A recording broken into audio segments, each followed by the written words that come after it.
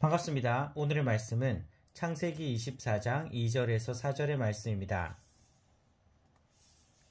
아브라함이 자기 집 모든 소유를 맡은 늙은 종에게 이르되 청하건대 내 허벅지 밑에 내 손을 넣으라. 내가 너에게 하늘의 하나님 땅의 하나님이신 여호와를 가리켜 맹세하게 하노니 너는 내가 거주하는 이 지방 가나안 족속의 딸 중에서 내 아들을 위하여 아내를 택하지 말고 내 고향 내 족속에게로 가서 내 아들 이삭을 위하여 아내를 택하라. 아멘. 오늘부터 추수감사 특별 새벽 기도회가 시작되었습니다. 한 주간의 특별 새벽 기도회가 정말 우리의 삶 가운데 특별한 시간이 될 수 있기를 소망하며 기도합시다. 지난 시간 하나님께서 어떠한 은혜를 나에게 베푸셨는지 다시 돌아보면서 주신 은혜를 감사하는 시간이 되기를 원합니다. 그리고 감사한 마음이 내게 맡기신 일에 대한 열심으로 또한 이어지기를 소망합니다. 이번 한 달간 훈련하는 품성은 신뢰성이죠. 신뢰성이란 하기로 한 일은 예상치 못한 희생이 따른다 하더라도 끝까지 완수하는 것이 신뢰성입니다. 특별히 오늘 훈련할 세부 실천 사항은 믿음직한 사람이 된다는 것입니다. 누군가에게 신뢰를 받는 사람이 된다는 것은 쉽지 않습니다. 신뢰라고 하는 것은 그렇게 쉽게 쌓이는 것이 아니기 때문입니다. 그렇기 때문에 누군가가 나를 신뢰한다면 정말 뿌듯한 것입니다. 그렇습니다. 우리는 다른 사람들에게 신뢰받을 만한 사람이 됩시다. 더구나 하나님께 신뢰받는 그런 사람이 되기를 소망합니다. 오늘 본문을 봅시다. 아브라함은 아들 이삭에게 아내를 찾아주려 합니다. 하지만 지금 살고 있는 가나안 땅의 이방 여인이 아니라 자신의 고향 땅, 자신의 족속 여인을 아내로 찾아주려고 합니다. 그런데 이 사항을 생각해 봅시다. 아브라함이 이삭의 아내를 택하는 데 있어서 대충 아무나 그렇게 구하려 할까요? 우리가 만약 내 아들의 아내를 구한다면 아무나 대충 여자면 된다는 그런 식으로 구하겠습니까? 우리라도 정말 신중하게 선택할 것입니다. 그런데 아브라함은요, 더 신중합니다. 왜 그럴까요? 아브라함에게 있어서 이삭은 어떤 아들입니까? 자신이 100세 때 낳은 너무나 귀한 아들입니다. 더구나 이삭은요, 아브라함에게 이어서 언약의 계승자가 될 인물입니다. 그런데 이삭의 아내를 택한 데 있어서 대충 구하겠습니까? 정말 신중하게 또 신중하게 고를 것입니다.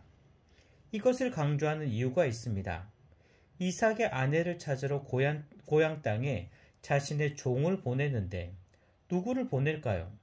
신중히 또 신중히 아내를 찾는 만큼 자신의 종들 중에서 가장 믿을 수 있는 사람을 보냈던 것입니다.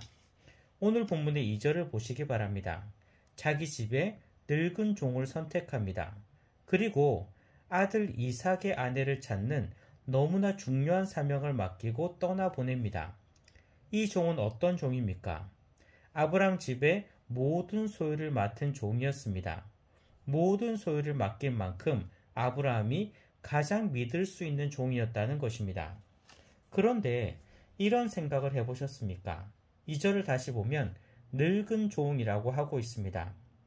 사실 아브라함의 고향 땅에 가서 이삭의 아내를 찾는 그 과정이 굉장히 쉬운 길은 아닙니다.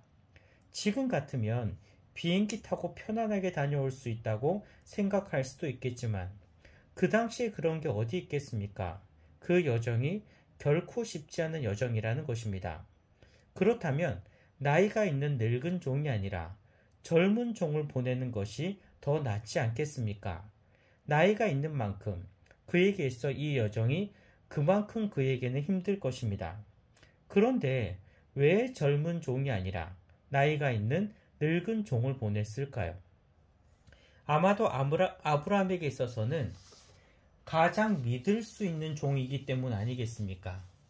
만약 젊은 종들 중에서 그만큼 믿을 만한 사람이 있었다면 아마도 나이 드신 분에 대한 예우 차원에서도 젊은 사람을 보냈을 것입니다. 하지만 이삭의 아내를 찾는 것이 너무나 중요한 일인 만큼 이 사명을 맡을 사람 또한 이 사람이 비록 나이는 많으나 가장 믿을 수 있는 사람이기 때문에 이 나이 많은 종을 선택했던 것입니다. 더구나 늙은 종이라고 하면 어떤 의미가 있을까요? 그만큼 아브라함이 오랫동안 지켜볼 수 있는 종이라는 것입니다. 늙은 종이라고 하는 것은 그만큼 지금까지 아브라함이 오랫동안 지켜본 종이라는 것이죠. 이 종만큼은 내가 정말 믿을만하다. 그렇게 할 수 있는 아브라함이 신뢰하는 종이라는 것입니다. 종의 입장에서는 이렇게 투덜거릴 수도 있습니다. 내가 지금 나이가 몇 살인데 하필이면 나에게 이 일을 맡기는지 젊은 사람들도 있는데 이렇게 투덜거렸을까요? 절대 그렇게 하지 않았을 것입니다. 아브라함에게 있어서 이삭이 얼마나 중요한 위치인지를 알기 때문에 이러한 중요한 일에 자신을 믿고 보내주신 것에 대하여 이 늙은 종은 아마도 대단히 기뻤을 것입니다. 그렇습니다.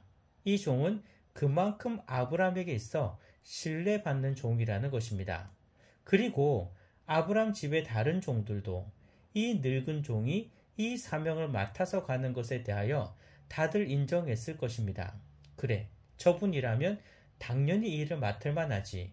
그렇게 생각했을 것입니다. 우리도 이런 존재가 되었으면 좋겠습니다. 사람들에게 믿음을 줄 수 있는 존재, 다른 사람들에게 신뢰를 줄 수 있는 그런 존재가 되기를 원합니다. 저 사람은 안 돼가 아니라 저 사람이라면 내가 믿을 수 있지 라는 말을 들으면 얼마나 좋을까요? 제가 고등학교 때 있었던 일입니다. 그때는요, 야간 자율학습이라는 게 있었습니다. 정규 수업이 마치고 나면 몇몇의 아이들이 담임 선생님을 찾아갑니다. 왜일까요? 오늘 야간 자율학습을 빠지고 싶어서 선생님께 허락 맡으러 가는 것이죠. 이런저런 핑계를 댑니다. 주로 배가 아프다, 머리가 아프다 등등 그런 이야기들을 하기도 합니다. 물론 진짜 아픈 경우도 많습니다. 하지만 자율학습 빠지고 싶어서 꾀병 부리는 경우도 적지 않게 있었습니다. 그런데 한 번은요, 제가 교회에 일이 있어서 그날 빠져야 할 상황이었습니다. 사실 교회 일이라면 선생님에게 야간 자율학습 빠지겠다는 말을 하기가 그렇게 쉽지는 않습니다. 하지만 선생님을 찾아갔습니다. 이러저러해서 오늘 자율학습을 빠져야겠다라고 그렇게 말했습니다. 선생님이 어떻게 대답하셨을까요? 제 나름대로는 고민했습니다. 어떻게 내가 말해야지 선생님께서 이해해 주실까? 그래서 나를 야간 자율학습 빠지는 것을 허락해 주실까? 고민을 참 많이 했습니다. 그런데 선생님은요, 선생님은 제 말을 듣고서는 흔쾌히 이렇게 이야기해 주시는 것입니다. 그래, 홍수 네 말이라면 내가 믿을 수 있지. 홍수 네가 하는 말이라면 내가 믿을 수 있다. 라고 그렇게 이야기하시는 것입니다. 그런데 이 말이 얼마나 기뻤는지 모릅니다. 야간 자율학습 빠지는 거 그거 허락받은 것보다도 홍수 네 말이라면 내가 믿을 수 있다. 이 한마디가 더욱 기뻤던 것입니다.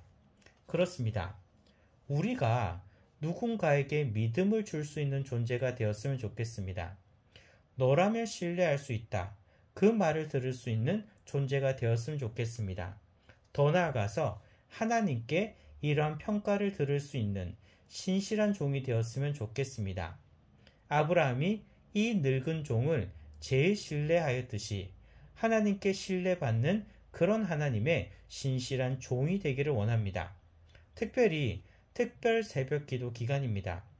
내게 주신 은혜를 다시 기억하고 그 은혜가 감사로 이어지고 이 감사는 또한 충성으로 이어지길 소망합니다. 맡은 일에 충성하시길 바랍니다. 끝까지 완수합시다. 그래서 하나님의 신뢰를 쌓아가는, 또한 사람들의 신뢰를 쌓아가는 그런 우리들이 되어지기를 소망합니다.